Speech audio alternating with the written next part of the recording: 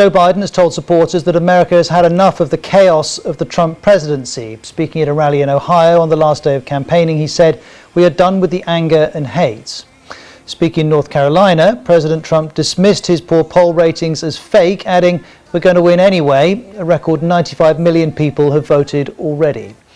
Police are warning people to stay out of central Vienna after reports of a shooting. One report indicates the incident took place on a street where there's a Jewish synagogue. Police say there have been injuries. In Afghanistan, at least 22 people are reported to have been killed in a suspected Islamist militant attack in Kabul. The group calling itself the Islamic State says it carried out the assault, which targeted a graduation ceremony for government personnel. Clip from The Graham Norton Show. Actress Kate Beckinsale recalls the hilarious prank she pulled on her partner involving a piece of hotel chocolate. How funny would it be if I just tucked it in between the person's buttocks while they were asleep? So halfway through the day at work, there was the... and then the horror. I've done this without even feeling it. Here's a quick look at what's been making news here in Japan and elsewhere in Asia. 7 pro-democracy politicians were arrested in Hong Kong over scuffles that broke out in May in the territory's legislature. Police say the 7 are charged with obstructing a council meeting. Among those arrested on Sunday were Democratic Party head Wu Chi-wai and other current and former council members.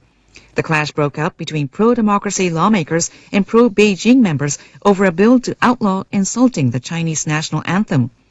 The legislature later approved the bill. The pro-democracy side has condemned the arrests, saying lawmakers are being prevented from fighting for their rights in the assembly. Philippine authorities say Tropical Storm Goni has left at least 10 people dead and 3 others missing.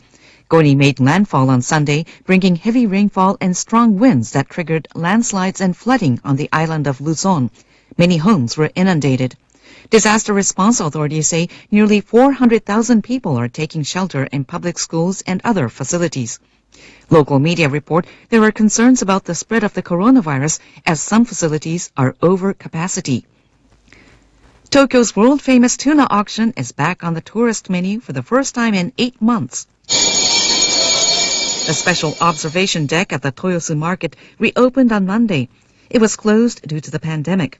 The market has cut the number of visitors from 120 a day to just 27. Visitors are chosen by lottery and must wear a mask and have their temperature taken. A woman who visited with her children said she was surprised at the loud voices on the auction floor. The market relocated from the iconic but aging Tsukiji location 2 years ago. This is NHK World Japan. The Thai king and queen met with supporters in Bangkok on Sunday as anti-government protests continue to criticize the monarchy. King Maha Vajiralongkorn and Queen Suthida walked out from the Grand Palace, speaking to some in the crowd of 20,000. Monarchy supporters have been staging rallies in response to anti-government demonstrations. It's time for us to take to the streets to protect our dear royal family. The king was scheduled to depart for Germany on Sunday, but is believed to have delayed the trip. He purportedly spends much of his time in Germany. Late last month, anti-government protesters asked the German government to investigate the king's activities. German foreign minister shows the position that Thai king should govern the country not from Germany and warned there will be consequences if the king's activities are deemed to be unlawful. Moviegoers in Taiwan are flocking to see the Japanese film Demon Slayer. The smash hit debuted there on Friday. Long lines formed outside a cinema complex in Taipei that shows the movie on multiple screens. It is based on a hit manga series about a boy who battles demons and is set in Japan about 100 years ago. Many of the fans came dressed as their favorite characters. I came after work, so I changed my clothes here.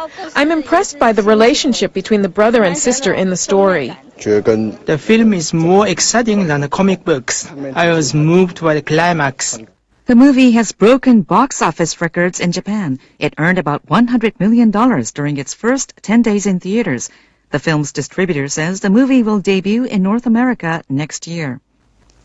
On Saturday, people in Japan's southwestern island of Okinawa marked 1 year since a fire damaged a famous castle. The main hall and 5 other buildings of Shuri Castle burned down.